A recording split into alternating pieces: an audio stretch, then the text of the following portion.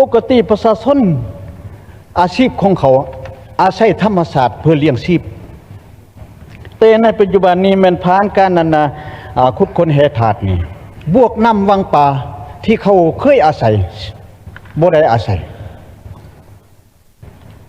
ปูปลาอยู่ในน้ำเสียหายไปหมดน้ำคุณตลอดและอยู่ในนี่น้ำเนี่ยไปซื้อนาเข้าก็ตายแต่จากนั้นในประชาชนผู้ที่สุขภาพอ่อนเพลีย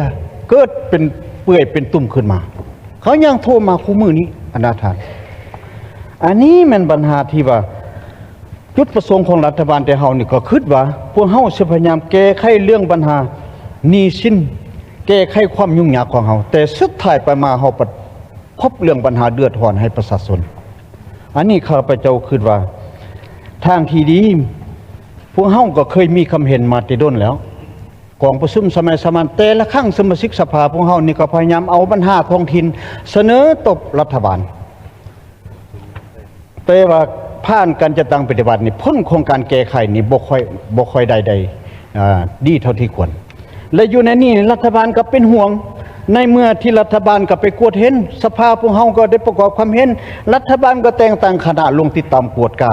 ออกคำสั่งออกนิติกรรมเด็ดขาดต้องโจะหรือว่ายกเลิกเรือบรรดาโครงการที่มันมีผลกระทบแต่ว่าตัวจริงมันนิติกรรมนี่ได้กำหนดแต่ว่าพฤติกรรมตัวจริงนี่บ่เศร้ายังเฮ็ดทั้งปัจจุบันนี้ยังขยายเติมอีกอันนี้เป็นปัญหา